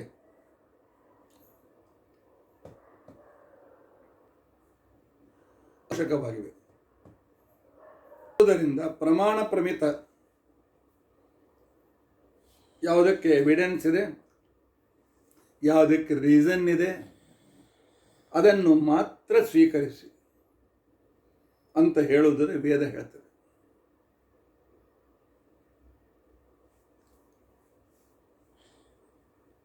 ಪ್ರತ್ಯಕ್ಷದಿಂದಲೂ ಅನುಮಾನದಿಂದಲೂ ವೇದದಿಂದಲೂ ಸಿದ್ಧವಾಗ್ತಕ್ಕಂಥದ್ದು ನಮ್ಮ ಭಾರತೀಯ ಸನಾತನ ಧರ್ಮ. ಆದ್ದರಿಂದಲೇ ಮನುಸ್ಮೃತಿಕಾರರು ಕೂಡ ಹೇಳಿದರು, ಅಂಧವಿಶ್ವಾಸ ಮಾಡಬೇಡ, ಯಾರೋ ಹೇಳ್ತಾರೆ ಅಂತ ತಿಳ್ಕೊಂಡಂತೇಳಿ ನಂಬಲಿಕ್ಕೆ ಹೋಗಬೇಡ. ಅವರು ಹೇಳಿದ್ದು ಪ್ರಮಾಣದಿಂದ ಸಿದ್ಧವಾಗಿದೆ, ನಮಗೆ ಅದು ಹಿತ ಅಂತ ತಿಳ್ಕೊಂಡಂತೇಳಿ, ಹಾಗಿದ್ದರೆ ಸ್ವೀಕರಿಸು ಅಂತ ಮನುಸ್ಮೃತಿ ಹೇಳ್ತದೆ. ವಿದ್ವದ್ಭಿ ಸೇವಿತಃ ಸದ್ಭಿ. ಯಾವುದೇ ಆಚರಣೆ ಮಾಡುವಾಗ ಈ ಪದಾರ್ಥ ತಿನ್ನುವುದಕ್ಕೋಸ್ಕರ ಸ್ವಾಮಿಗಳ ಅನುಮತಿ ಇದೆ, ಆಚಾರ್ಯರ ಅನುಮತಿ ಇದೆ ಅಥವಾ ಅನುಮತಿ ಇದೋ ಇಲ್ಲವೋ ಅದನ್ನು ಮೊದಲು ಅವರಿಂದ ಕೇಳಿ ತಿಳಿದುಕೊಳ್ಳಿ. ಅವರದನ್ನು ಸ್ವೀಕಾರ ಮಾಡ್ತಾ ಇದ್ದರೆ ನಾವು ಸ್ವೀಕಾರ ಮಾಡುವ ವಿಚಾರ ಮಾಡೋಣ. ಆದರೆ ಆ ವಿದ್ವಾಂಸರು ಮೋಸಗಾರರಾಗಬಾರ್ದು. ದ್ವೇಷ, ಸಿಟ್ಟು, ಮೋಹಗಳಿಂದ ಆ ಹೇಳುವ ಆಚಾರ್ಯರು ಅವುಗಳಿಂದ ದೂರ ಇರಲಿಕ್ಕೆ ಪ್ರಯತ್ನ ಮಾಡ್ತಿರ್ಬೇಕು, ಅಥವಾ ಅವರನ್ನು ದೂರ ಇಟ್ಟಿರಬೇಕು. ಅಂಥವ್ರು ಮಾತ್ರ ಒಳ್ಳೆಯ ರೀತಿಯಿಂದ ಜಗತ್ತಿಗೆ ಉಪಕಾರ ಮಾಡ್ತಾರೆ. ಕ್ರೋಧ, ದ್ವೇಷಾಸೂಯೆಗೊಳ್ತಕ್ಕಂಥ ಗುರುಗಳು ಸರಿಯಾದ ಉಪದೇಶ ಕೊಡೋದಿಲ್ಲ. ಅದನ್ನು ನೋಡ್ರಿ. ಆ ನಂತರ ಅವರು ಹೇಳಿದ್ದು ನನಗೆ ಹಿತವಲ್ಲು ಅಂತ ಹೇಳಿ ಸ್ವಂತ ವಿಚಾರ ಮಾಡಿ, ಇಲ್ಲ ನಮ್ಮ ವಿಶ್ವಾಸ ಇರ್ತಕ್ಕಂಥ ತಂದೆ ತಾಯಿಗಳನ್ನು ಕೇಳಿ ಇದು ಮಾತು ಹಿತಕರ ಅಂತಿದ್ರೆ ಅದನ್ನು ನಿನ್ನ ಆಚರಣೆಗೆ ಸ್ವೀಕಾರ ಮಾಡಿ. ಆದ್ದರಿಂದಾಗಿ ಧರ್ಮಾಧರ್ಮದ ಅತೀಂದ್ರಿಯವಾದ ಧರ್ಮಾಧರ್ಮದ ವಿಷಯದಲ್ಲಿ ಆಗಮದ ಸಹಾಯವಿಲ್ಲದ ಪ್ರತ್ಯಕ್ಷವಾಗಲಿ, ಆಗಮದ ಸಹಾಯವಿಲ್ಲದ ಅನುಮಾನವಾಗಲಿ ಈ ವಸ್ತು ಪ್ರಾಮಾಣಿಕ ಅಂತಲೂ ಹೇಳೋದಕ್ಕೆ ಸಮರ್ಥವಾಗುವುದಿಲ್ಲ. ಆದ್ದರಿಂದಾಗಿ ಪರಿಶೇಷ ನ್ಯಾಯದಿಂದ ವೇದಗಳು, ಅಪೌರುಷೆಯಾದ ವೇದಗಳೇ ಅತ್ಯಂತ ಶ್ರೇಷ್ಠ. ಅದೇ ಸ್ವತಃ ಪ್ರಮಾಣಗಳು. ಆದ್ದರಿಂದಾಗಿ ಅವುಗಳು ಏನು ಹೇಳ್ತೇವೆ ಅದನ್ನು ನಂಬಲಿಕ್ಕೆ ಏನೂ ಸಂಶಯ ಪಡುವ ಕಾರಣವಿಲ್ಲ. ಆದ್ದರಿಂದಾಗಿ ವೇದಗಳನ್ನೇ ಪರಮ ಪ್ರಮಾಣ ಅಂತ ಇಟ್ಟುಕೊಳ್ಳಬೇಕು ಅಂತನ್ನೋ ವಿಚಾರವನ್ನು ಆಚಾರ್ಯ ತಿಳಿಸ್ತಾ, ಇಂಥ ವೇದಗಳು ಅಪೌರುಷೇಯೇ ಆಗಿರಬೇಕು, ನಿತ್ಯವಾಗಿರಬೇಕು, ಪರಂಪರೆಯಿಂದ ಯುಕ್ತವಾಗಿರಬೇಕು ಅನ್ನುವುದನ್ನು ಆಚಾರ್ಯರು ಪುನಃ ನಮಗೆ ನೆನಪು ಮಾಡಿಕೊಟ್ಟು, ವೇದದ ಪ್ರಾಮಾಣ್ಯ ವಿಷಯದಲ್ಲಿ ಪೂರ್ತಿ ಅಧ್ಯಯನ ಮಾಡಪ್ಪ, ಸಂಶಯ ಬಂದರೆ ನೀನು ಅದನ್ನು ಸಂಶಯಾತ್ಮ ವಿನಶ್ಯತೆ, ನಿನಗೆ ಸಿದ್ಧಿ ಸಿಕ್ಕೋದಿಲ್ಲ, ವಿಚಾರ ಮಾಡು, ಅಪೌರುಷೆಯಾದ ವೇದ ಎಷ್ಟು ಸರಿಯಾದ ರೀತಿಯಲ್ಲಿ ಮಾರ್ಗದರ್ಶನ ಮಾಡ್ತದೆ ಅಂತೇಳಿ ಪ್ರತ್ಯಭಿಜ್ಞೆಯ ಪ್ರಾಮಾಣ್ಯವನ್ನು ಸಾಧಿಸಿದ ಆಚಾರ್ಯರು ವೇದಗಳ ಅಪೌರುಷೇಯತ್ವವನ್ನು, ವೇದಗಳು ಅತ್ಯಂತ ಪ್ರಮಾಣ ಪುರಸ್ಸರವಾದದ್ದು, ಪ್ರತ್ಯಕ್ಷಾಗಮಗಳಿಂದ ಧರ್ಮಾಧರ್ಮಗಳ ನಿರ್ಣಯವಾಗಲಿಕ್ಕೆ ಸಾಧ್ಯವಿಲ್ಲ, ಅತೀಂದ್ರಿಯ ವಿಷಯಗಳಿಗೋಸ್ಕರ ವೇದವೇ ಪ್ರಮುಖ ಪ್ರಮಾಣ ಅನ್ನೋದನ್ನು ಆಚಾರ್ಯರು ಮುಂದಿನ ಪ್ರಕರಣದಲ್ಲಿ ನಮಗೆ ತಿಳಿಸ್ತಾ ಇದ್ದಾರೆ. ಟೀಕಾಕೃತ್ಪಾದರು ಅದನ್ನು ಸ್ವಲ್ಪ ಎಲಾಬ್ರೇಟ್ ಮಾಡಿ ನಮಗೆ ತಿಳಿಸುವಂತೆ ಅನುಕೂಲ ಮಾಡಿಕೊಟ್ಟಿದ್ದಾರೆ. ಆದ್ದರಿಂದಾಗಿ ಆ ವಿಚಾರವನ್ನು ನಾವು ಪುನಃ ತಿಳಿದುಕೊಳ್ಳಲಿಕ್ಕೆ ಪ್ರಯತ್ನಶೀಲರಾಗೋಣ. ಎಷ್ಟು ಸುಲಭವಾಗಿ ಸುರಳೀತವಾಗಿ ಗಂಭೀರವಾದ ಶಬ್ದಗಳಿಂದ ಆಚಾರ್ಯರು ನಮಗೆ ತಿಳಿಸಿ ಹೇಳ್ತಾ ಇದ್ದಾರೆ. ಇದನ್ನು ನಾವು ಆಚಾರ್ಯರ ಉಪಕಾರವನ್ನು ಸ್ಮರಿಸಬೇಕು. ಆಯ್ತಪ್ಪ, ಆಚಾರ್ಯರು ಮಾಡುವ ಉಪದೇಶವನ್ನು ವಿಷ್ಣುದತ್ತನಣಿಯ ದಿನಕ್ಕೆ 2 ವಿಷಯ ಹೇಳ್ತಾ ಇದ್ದೀರಿ ಆಚಾರ್ಯರೇ. 30 ನಿಮಿಷಕ್ಕೆ ನಿಮ್ಮ ಮಧ್ವಾಚಾರ್ಯ ಉಪದೇಶ ನಿಲ್ಲಬೇಕಾಗಿತ್ತು. ಭೀಮನ ವಿಚಾರ ಚಾಲೂ ಆಗಬೇಕಾಗಿತ್ತು. 47-48 ನಿಮಿಷ ಇದು ತೆಗೆದುಕೊಂಡ್ರೆ ಉಳಿದೋದಕ್ಕೆ ಏನು ಟೈಮ್ ಸಿಗ್ತದೆ ನಿಮಗೆ ಅಂತೀರಲ್ಲ. ನಮ್ಮ ಭೀಮ ಬೇರೆ ಇಲ್ಲ, ನಮ್ಮ ಮಧ್ವಾಚಾರ್ಯ ಬೇರೆ ಇಲ್ಲ. ಆದ್ದರಿಂದಾಗಿ ಭೀಮನ ಚರಿತ್ರೆ ವಿಷ್ಣು ತತ್ವನ ಜೊತೆಯಲ್ಲಿ ತೆಗೆದುಕೊಳ್ಳಿಕ್ಕೆ ಕಾರಣ ಏನು? ಭೀಮನು ಪ್ರಮಾಣಗಳನ್ನು ಯಾವಾಗಲೂ ವಿಭರ್ತಿ ಮಾಹ ಇತಿ ಭೀಮಃ, ಪ್ರಮಾಣ ಸ್ವತಃ ಧಾರಣ ಮಾಡ್ತಕ್ಕಂಥ ವ್ಯಕ್ತಿ. ನಾನೇ ದೇವರು ಸರ್ವೋತ್ತಮ ಅನ್ಲಿಕ್ಕೆ ನಾನೇ ಪ್ರಮಾಣ, ದೇವರು ಸರ್ವಜ್ಞ ಅನ್ನಲಿಕ್ಕೆ ನಾನು ಪ್ರಮಾಣ, ದೇವರು ಪರೋಪಕಾರಿ ಅಂತಂದಕ್ಕೆ ನಾನು ಪ್ರಮಾಣ, ಎಲ್ಲದಕ್ಕೂ ನಾನು ಪ್ರಮಾಣ ಅಂತ ನಾನು ಪ್ರತ್ಯಕ್ಷ ರೀತಿಯಿಂದ ತೋರಿಸಿಕೊಟ್ಟಿರ್ತಕ್ಕಂಥವ್ರು ಭೀಮಸೇನ ದೇವರು. ಸರಿ, ಅದೇ ಮಧ್ವಾಚಾರ್ಯ ಉಪದೇಶನು ಭೀಮಸೇನ ದೇವರ ಉಪದೇಶ ಒಂದೇ. ಈಗ ಭೀಮಸೇನನ ವಿಚಾರಕ್ಕೆ ಬರೋಣ. ಭೀಮಸೇನನಿಂದ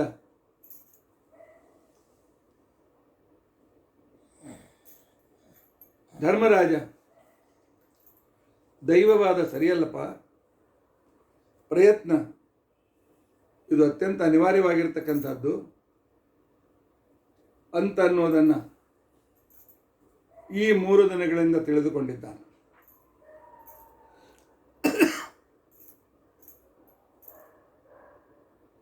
ಧರ್ಮರಾಜನಿಗೆ ಅನ್ನಿಸ್ಲಿಕ್ಕೆ ಚಾಲು ಆಯಿತು. ಇಲ್ಲ, ನಮ್ಮ ರಾಜ್ಯ ನಾವು ತಿರುಗಿ ಪಡಿಬೇಕು.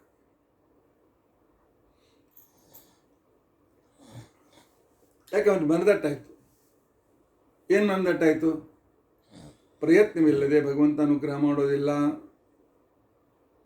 ಯಾಕೆ? ಪರಮಾತ್ಮನ ಅನುಗ್ರಹಕ್ಕೆ ಅನಾದಿ ಯೋಗ್ಯತಾ, ಅನಾದಿ ಕರ್ಮ, ಅದಕ್ಕೆ ಅನುಸಾರವಾಗಿ ಸೌವರ್ಣಾಶ್ರಮೋಚಿತ ಧರ್ಮಾಚರಣೆ, ಇವುಗಳು ಪರಮಾತ್ಮನಿಗೆ ಅತ್ಯಂತ ಪ್ರಿಯವಾದವುಗಳು.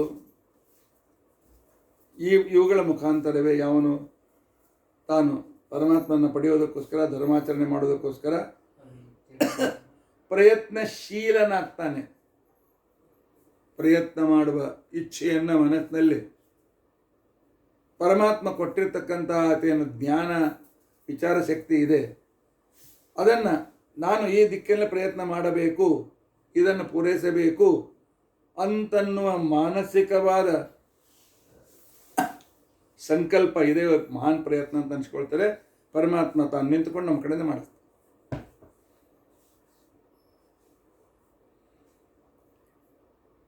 ಕ್ಷತ್ರಿಯರು ರಾಜ್ಯ ಶತ್ರುಗಳು ನನ್ಮಾರಿ ಆಗಿದ್ರು ಅವರನ್ನು ಕೊಲ್ಲಬೇಕು, ಅವರುಗಳನ್ನು ಇಟ್ಕೊಳ್ಬಾರ್ದು ಅಂತ ನಿಯಮ ಇದೆ. ನಮ್ಮವರು ಕೂಡ ನಮ್ಮ ಧರ್ಮಕ್ಕೆ ವಿರುದ್ಧವಾದವರ ಬಗ್ಗೆ ಯಾವ ಸಂಕೋಚವಿಲ್ಲದೆ ತನ್ಸೆ ಜುದ ಅದೇ ಕೆಲಸ ಮಾಡಬೇಕು. ಅದಕ್ಕೋಸ್ಕರವೇ ತನ್ನ ಭಕ್ತನಾಗಿದ್ದರೂ ರಾವಣನ ಜೊತೆಗೆ ಸಂಧಿಯನ್ನು ಮಾಡಿಕೊಂಡು ರಾಜದ್ರೋಹಿಯಾಗಿರ್ತಕ್ಕಂಥ ವಾಲಿಯನ್ನು ಪರಮಾತ್ಮ ಕೊಂದು ಹಾಕಿದ. ಜಗತ್ತಿಗೆ ತಿಳಿಸಿಕೊಟ್ಟ, ಧರ್ಮಕ್ಕೆ ವಿಘ್ನಕಾರಿಯಾಗಿರ್ತಕ್ಕಂಥ ವ್ಯಕ್ತಿಗಳನ್ನು ನಿಮ್ಮಲ್ಲಿ ಸೇರಿಸಬೇಡಿ. ಒಂದು ಕೊಳೆತ ಹಣ್ಣು ಪೂರ್ತಿ ಬುಟ್ಟೆ ಹಣ್ಣುಗಳನ್ನು ಕೊಳೆಸ್ತದೆ. ಅಂತ ಅನ್ನೋದನ್ನು ನಿನ್ನೆಯವರೆಗೂ ತಿಳಿಸಿಕೊಟ್ಟು, ಅವರು ನಮ್ಮ ಸಂಬಂಧಿಕರಾದ್ರೇನಾಯಿತು, ಕೌರವರು ದೊಡ್ಡಪ್ಪನ ಮಕ್ಕಳಾದ್ರೇನಾಯಿತು, ಅವರು ವದಾರ್ಹರೇ, ನಮ್ಮ ರಾಜ್ಯ ಕೊಡು ಅಂತ ಕೇಳೋಣ, ಕೊಡದೆ ಇದ್ರೆ ಕೊಂದು ತೆಗೆದುಕೊಳ್ಳೋಣ. ದ್ರೌಪದಿ ಒಂದು ದಿವಸದ ಹ್ಯಾಮರ್ ಮಾಡಿದ್ಲು, ಅವನು ಬ್ರೈನ್ ವಾಶ್ ಮಾಡಲಿಕ್ಕೆ ಬ್ರೈನಲ್ಲಿ ಹ್ಯಾಮರ್ ಮಾಡಿದ್ಲು. 3 ದಿವಸದಿಂದ ಭೀಮಸೇನ ಮಾಡಿದ ಮೇಲೆ ಧರ್ಮರಾಜನಿಗೆ ಅನಿಸ್ತು, ಹೌದು ನಮ್ಮ ರಾಜ್ಯ ತಿರುಗಿ. ಧರ್ಮರಾಜ ವಿಚಾರ ಮಾಡಿ ಒಪ್ಪಿಕೊಳ್ತಕ್ಕಂಥ ವ್ಯಕ್ತಿ, ಅದಕ್ಕೆ ಪ್ರತಿನಿಧಿ ಅವನು ಕೇಳಿದ, ಸರಿ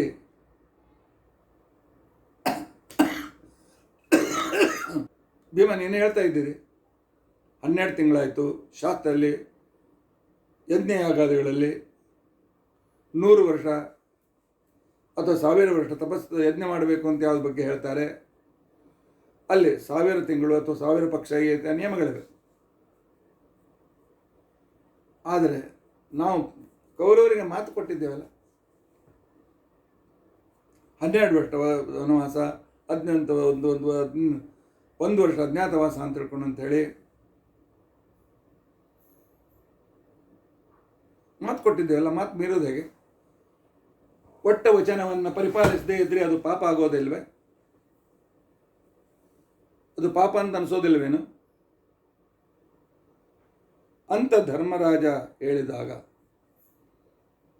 ಭೀಮಸೇನ ಹೇಳ್ತಾನೆ, ಪಾಪಿಗಳಿಗೆ ಕೊಟ್ಟ ವಚನವನ್ನು ಪರಿಪಾಲಿಸುವ ಕಾರಣವಿಲ್ಲ.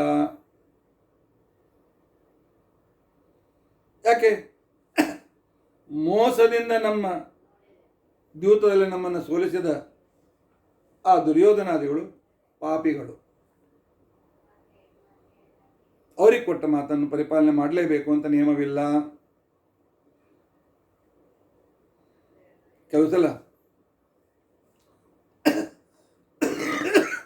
ಪೊಲೀಸರು ಅನೌನ್ಸ್ ಮಾಡ್ತಾರೆ,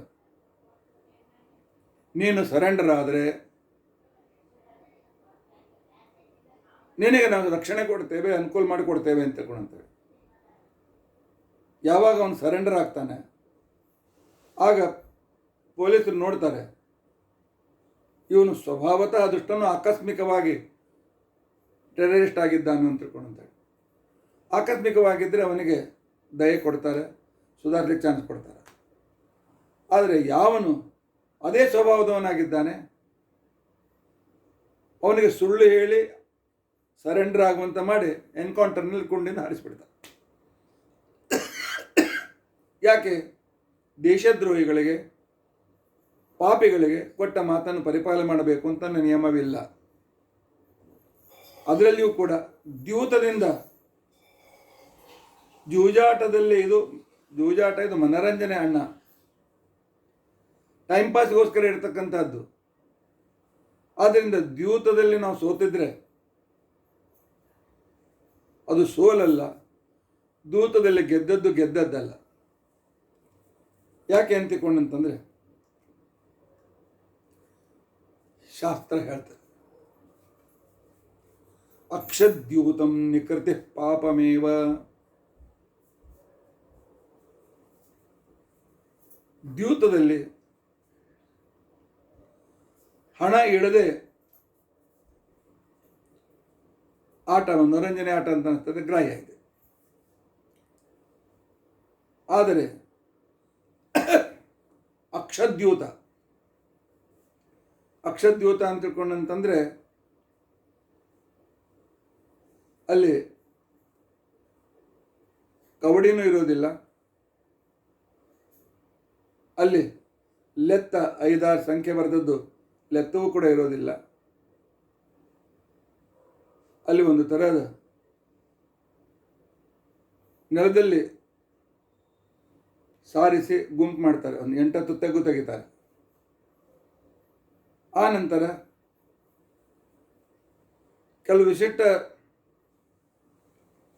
ಬೀಜವನ್ನು ಒಬ್ಬನಿಗೆ ಮುಷ್ಟಿ ತೆಗೆದುಕೊಳ್ತಾನೆ, ಇದರಲ್ಲಿ ಹಾಕ್ತಾನೆ, ಮುಷ್ಟಿ ತೆಗೆದುಕೊಂಡು ಇದರಲ್ಲಿ ಹಾಕ್ತಾನೆ, ಮುಷ್ಟಿ ತೆಗೆದು ಇದರಲ್ಲಿ ಹಾಕ್ತಾನೆ.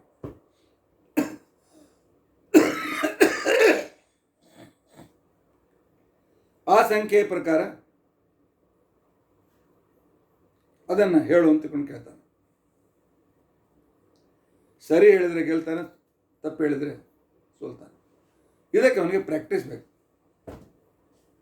ಮುಷ್ಟಿ ತೆಗೆದುಕೊಂಡ್ರೆ ಇದರಲ್ಲಿ ಎಷ್ಟು ಅಕ್ಷರ ಇರ್ತದೆ, ಎಷ್ಟು ಬೀಜಗಳಿವೆ, ಸ್ವಲ್ಪ ಹೀಗೆ ಮುಂಗಾಯಿಂದ ತೆಗೆದುಕೊಂಡು ಎಷ್ಟಾಗಬಹುದು, ಈ ರೀತಿಯಾಗಿರ್ತಕ್ಕಂಥ ಅನುಭವ ಬೇಕು. ಮತ್ತು ಆಡ್ತಕ್ಕಂಥ ವ್ಯಕ್ತಿ ಬಹಳ ಅಗ್ರೆಸಿವ್ ಆಗಿರಬೇಕು. ಪಗಡಿಯಲ್ಲಿ ವಾದದಲ್ಲಿ ಗೆಲ್ತಕ್ಕಂಥ ವ್ಯಕ್ತಿ ಯಾವನು ಜೋರಾಗಿ ಮಾತನಾಡಿ ಎದುರಾಳನ್ನು ಗಾಬರಿ ಮಾಡಿಸ್ತಾನೆ,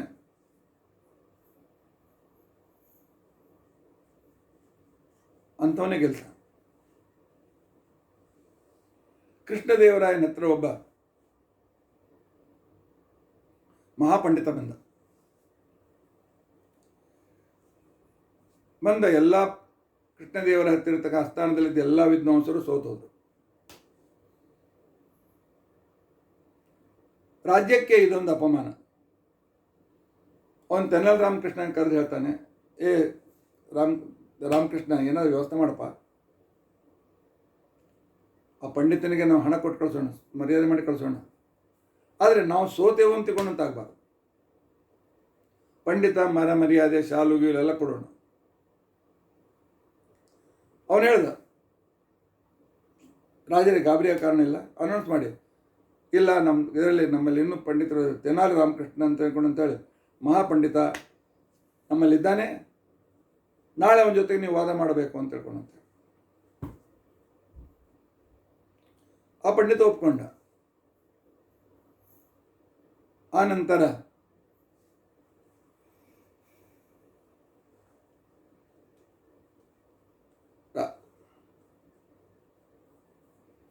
ರಾಮಕೃಷ್ಣ ಒಂದು ಗಂಟು ಹೀಗೆ ಚೌಕ್ ಮಾಡಿದ ಗಂಟನ್ನು ತೆಗೆದುಕೊಂಡು ಬಂದ. ಗಂಟನ್ನು ತೆಗೆದುಕೊಂಡು ಬಂದಿರತಕ್ಕಂಥ ಸಂದರ್ಭದಲ್ಲಿ ಆ ಕಾಲಕ್ಕೆ ಅವನು ಹೇಳ್ದ, ಇವತ್ತು ಈ ಗ್ರಂಥದ ಬಗ್ಗೆ ಚರ್ಚೆ ಆಗಬೇಕು. ಎದುರಾಳಿ ವಿದ್ವಾಂಸ ಬಹಳ ಒಳ್ಳೆ ಪಂಡಿತ ಇದ್ದ. ಅವನು ಓದದೇ ಇದ್ದರೆ ಗ್ರಂಥವೇ ಇರಲಿಲ್ಲ.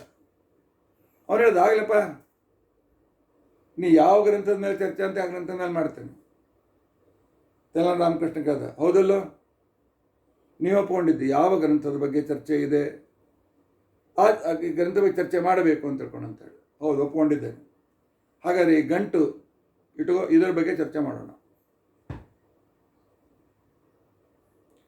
ಆಗ ಪಂಡಿತ ಕೇಳ್ದ, ಈ ಗ್ರಂಥದ ಹೆಸರೇನಪ್ಪ? ಹೌದಾ, ತಿಲಕಾಷ್ಟ ಮಹಿಷ ಬಂಧನ.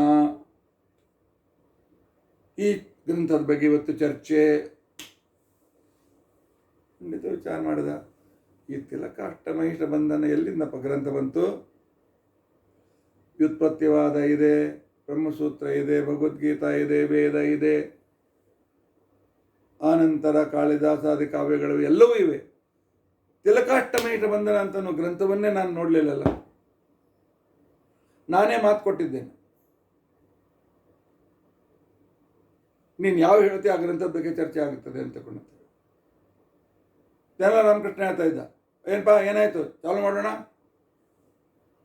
ತಿಲಕಾಷ್ಟ ಮಹಿಷ ಬಂಧನದ ಬಗ್ಗೆ. ಕೊನೆಗೆ ಆ ಪಂಡಿತ ಒಪ್ಕೊಂಡ, ಇಲ್ಲ, ನನಗೆ ಈ ಗ್ರಂಥದ ಬಗ್ಗೆ ಗೊತ್ತಿಲ್ಲ, ನಾನು ಸೋಲು ಒಪ್ಕೊಂಡಿದ್ದೇನೆ, ರಾಜರು ಯಾವ ಜಯಪತ್ರ ಕೊಡೋ ಕಾರಣವಿಲ್ಲ, ನಮ್ಮೂರಿಗೆ ನಾನು ಹೋಗ್ತೇನೆ. ಸಭೆಯಲ್ಲಿ ಜಯ ಜಯಕಾರ, ತೆನಾಲಿ ರಾಮಕೃಷ್ಣ ಗೆದ್ದ ಅಂತ ತಿಳ್ಕೊಂಡು. ಆವಾಗ ರಾಜ, ಇಲ್ಲ ತಾವಪ್ಪ ವಿದ್ವಾಂಸರು ಅಂತೇಳಿ ಪ್ರಾಮಾಣಿಕವಾಗಿ ಅವನಿಗೆ ಒಳ್ಳೆಯ ಶಾಲು, ಬಂಗಾರದ ಕಡಗ, ಸುವರ್ಣ ನಾಣ್ಯಗಳನ್ನು ಕೊಟ್ಟು ಅವನನ್ನು ಕಳಿಸ್ಕೊಟ್ಟ. ಇವತ್ತೆಲ್ಲ ಕಡೆಗೆ ಚರ್ಚೆ. ತಿಲಕಾಷ್ಟ ಮಹಿಷ ಬಂಧನ ಅಂತನ್ನೋ ಗ್ರಂಥದಲ್ಲಿನ ತೆನಾಲಿ ರಾಮಕೃಷ್ಣ ಅವನಿಗೆ ಚರ್ಚೆಗೆ ಕರೆದ. ಪಂಡಿತರಿಗೆ ಗೊತ್ತೇ ಆಗಲಿಲ್ಲ.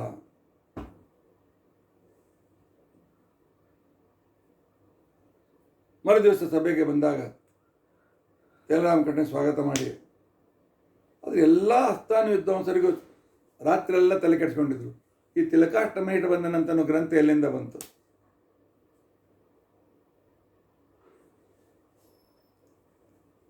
ಆಗ ಬಂದು ಎಲ್ಲರೂ ಸಭೆಯಲ್ಲಿ ಆಸೀನರಾದ ಮೇಲೆ ರಾಜಪುರೋಹಿತ ಹೇಳ್ತಾನೆ, ತೆನಾಲಿ ರಾಮಕೃಷ್ಣರೇ, ನಾವು ನಮ್ಮ ರಾಜ್ಯಕ್ಕೆ ಜಯ ಸಂಪಾದನೆ ಮಾಡಿಕೊಟ್ರೆ ಭಾಳ ಒಳ್ಳೆಯದಾಯಿತು. ನೀವೊಂದು ಹೊಸ ಗ್ರಂಥ ತೊಗೊಂಡೊಂದಿಲ್ಲ, ಇದು ಬರೆದವ್ರು ಯಾರ್ರಿ? ಇದು ಯಾವ ವಿದ್ವಾಂಸರ ಗ್ರಂಥ ಇದು? ಇದರಲ್ಲಿ ನ್ಯಾಯ, ವ್ಯಾಕರಣ ಅದ್ರ ಬಗ್ಗೆ ಚರ್ಚೆ ಇದೆ ರೀ ಅಂತ ಕೇಳಿದಾಗ, ಎಲ್ಲಿ ಸ್ವಲ್ಪ ಆ ಪುಸ್ತಕ ಸ್ವಲ್ಪ ತೋರಿಸ್ರಲ್ಲ. ಆ ಗಂಟು ಇವತ್ತು ತೊಗೊಂಡು ಬಂದಿದ್ದ.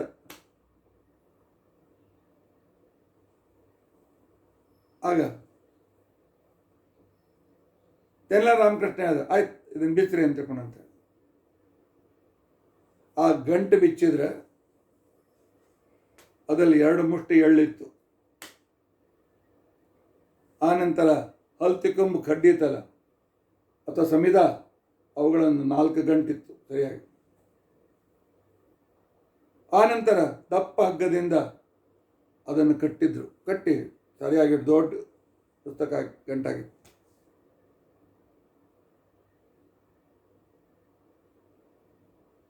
ಅಷ್ಟಾಂಶ ಕೇಳ್ತಾರೆ, ಗ್ರಂಥ ಎಲ್ಲದಪ್ಪ? ಎಳ್ಳು, ಹಗ್ಗ, ಕಟ್ಟಿಗೆ. ಹೌದ್ರಿ, ಇದೇ ಗ್ರಂಥ. ಈ ಗಂಟಿನೊಳಗೆ ಏನಿಟ್ಟಿದ್ದೆ ನಾನು? ತಿಲ, ಎಳ್ಳಿಟ್ಟಿದ್ದೆ. ಕಾಷ್ಟ, ಸಮಿದ, ಕಟ್ಟಿಗೆನಿಟ್ಟಿದ್ದೆ. 3ನೇದ್ದು ಹಗ್ಗ, ಗಟ್ಟಿ ಹಗ್ಗ ಕಟ್ಟಿದ್ದೆ. ಎಮ್ಮಿ ಕಟ್ಟು ಹಗ್ಗ, ಅದು ಮಹಿಷ ಬಂಧನ. ತಿಲ ಅಂದರೆ ಎಳ್ಳು, ಕಾಷ್ಟ ಅಂದರೆ ಕಟ್ಟಿಗೆ, ಮಹಿಷ ಬಂಧನ ಅಂತಕೊಂಡಂತ ಎಮ್ಮೆಗೆ ಕಟ್ಟುವ ಹಗ್ಗ.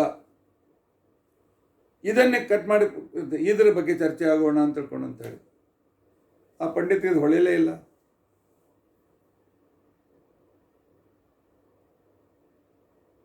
ಈ ರೀತಿಯಾಗಿ ಸ್ವಲ್ಪ ಎದುರಾಳಿಯನ್ನು ಭಯಪಡಿಸ್ತಕ್ಕಂಥವ್ರಿದ್ದರೆ ದ್ಯೂತದಲ್ಲಿ ಗೆಲ್ತಾರೆ, ವಾದದಲ್ಲಿ ಗೆಲ್ತಾರೆ. ಅಣ್ಣ ಶಕುನಿ ಇದರಲ್ಲಿ ಅತ್ಯಂತ ಪರಿಣತ. ಅದಕ್ಕೆ ದುರ್ಯೋಧನ ಅವನು ತನ್ನ ಪರವಾಗಿ ಅವನನ್ನು ಇಟ್ಟಿದ್ದ. ಆದರೆ ಮೋಸದಿಂದ ನಿನ್ನನ್ನು ಗೆದ್ದಿದ್ದಾರೆ. ಆದ್ದರಿಂದಾಗಿ ದ್ಯೂತದಲ್ಲಿ ಸೋತದ್ದು ಸೋತಂತೆ ಅಲ್ಲ. ದ್ಯೂತದಲ್ಲಿ ಪಣ ಇಟ್ಟದ್ದು ಅವ್ರು ಅದನ್ನು ಕೊಡಬೇಕು ಅಂತ ನಿಯಮ ಇಲ್ಲ. ಅಕ್ಷದ್ಯೂತಂ ನಿಕೃತಿ ಪಾಪಮೇವ. ಈ ಪಗಡೆ ಆಟ ಅತ್ಯಂತ ನಿಕೃಷ್ಟ, ಪಾಪಕಾರಕ. ಅಂಥ ಗರ್ಹಿತವಾದಂಥ ಆಟವನ್ನು ನೀನು ದ್ಯೂತಲ್ಲಿ ಪರಿಣತನಾಗಿರ್ತಕ್ಕಂಥ ಶಕುನಿಯ ಜೊತೆಗೆ ಆಟ ಆಡಿದ್ದಿ. ನ ತಕೃತ್ಯುದ್ಧಿರಶ್ಚಾಸ್ತಿತೇನ. ಮೋಸದಿಂದ ಅವನು ಗೆದ್ದದ್ರಿಂದಾಗಿ ಅದಕ್ಕೆ ಗೆಲುವು ಅಂತಿಕೊಂಡಂತ ಹೇಳಿ ಅನ್ನೋದಿಲ್ಲ.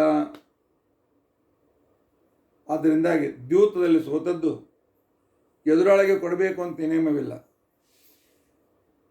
ಶಾಸ್ತ್ರ ಹೇಳ್ತದೆ, ಒಬ್ಬ ವ್ಯಕ್ತಿ ಚಾಕು ತೋರಿಸಿ ಕೊಡು, ನಿಂದೆಲ್ಲ ಕೊಳ್ಳಾಗಿಂದ ಕೊಡು, ಮೊಬೈಲ್ ಕೊಡು, ಎಲ್ಲ ಕೊಡು ಅಂತ ಕೇಳಿದಾಗ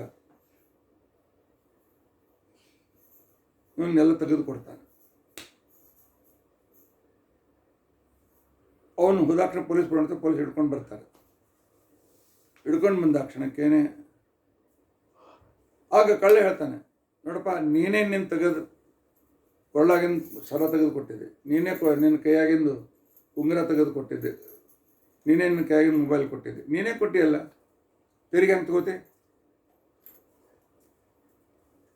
ಇಂಥ ಕೇಳಿದ್ರೆ ಭೀಮಸೇನದೇವರು ಹೇಳ್ತಾರೆ, ನಮ್ಮನ್ನು ಅಂಜಿಸಿ ತೊಗೊಂಡಿದ್ರೆ ಅದು ವಾಪಸ್ ತೊಗೋಬೇಕು. ನಾವು ದ್ಯೂತದಿಂದ ಮೋಸ ಮಾಡಿ ತೊಗೊಂಡಿದ್ರೆ ಅದನ್ನು ವಾಪಸ್ ತೆಗೆದುಕೊಳ್ಬೇಕು. ಆ ನಂತರ ಕೆಲವು ಸಲ ಹೆಣ್ಮಕ್ಳಿಗೆ ಅಲ್ಲಿ ಇಲ್ಲಿ ಹೋಗಿ ಬರ್ತಾರೆ. ಅವ್ರು ಹೇಳ್ತಾರೆ, ನೋಡ್ರಿ ಮತ್ತೆ ಆ ನನ್ನ ಗೆಳತಿ ಗಂಡ ಅವಳಿಗೆ ಗೋಟು ಪಾಟ್ಲಿ, ಈಗಿನ ಜನರಿಗೆ ಅರ್ಥ ಆಗೋದಿಲ್ಲ, ಮತ್ತೆ ಬೇರೆ ಅದು. ಆ ನಂತರ ಚಪಲಹಾರ, ಅದು ಚಪ್ಪಲಹಾರ ಅಂತ ಕರೆ, ಅದು ಚಪ್ಪಲಹಾರ ಅಲ್ಲ, ಚಪಲಹಾರ.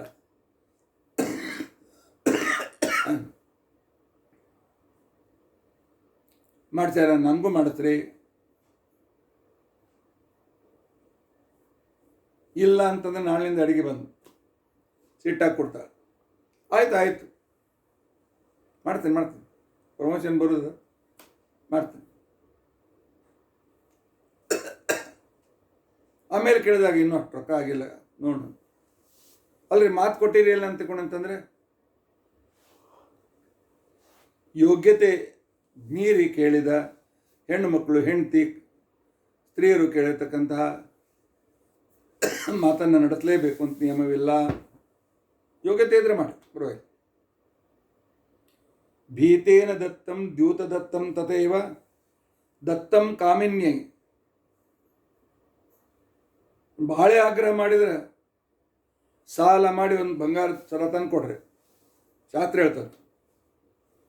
ಆಮೇಲೆ ಮತ್ತೆ ಸ್ವಲ್ಪ ದಿವಸ ಆದಮೇಲೆ ನೋಡು ಹಾರ ತಿರುಗಿ ಕೊಟ್ಬಿಡು, ಸಾಲು ಭಾಳ ಆಗ್ಯದ, ತಿರ್ಸ್ಲಿಕ್ಕೆ ಆಗೋಲ್ತು, ನಾಳೆ ಮನೇನೂ ಹೋಗ್ತದೆ ನೋಡು, ಕೊಡು ಅಂತಿಕೊಂಡು ಅಂತೇಳಿ ಅದನ್ನು ತಿರುಗಿ ಪಡಿಬಹುದು. ಭೀತೇನ ದತ್ತಂ ದ್ಯೂತ ದತ್ತಂ ತಥೈವ ದತ್ತಂ ಕಾಮಿನ್ಯೇ ಪುನರಾಹಾರ್ಯಮೇವ.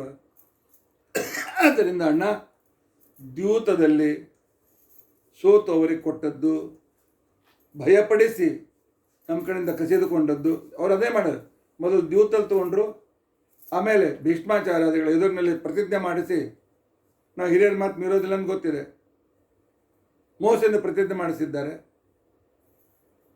ಆದ್ದರಿಂದಾಗಿ ಅದನ್ನು ತೆಗೆದುಕೊಂಡ್ರು ದೋಷ ಏನಿಲ್ಲ.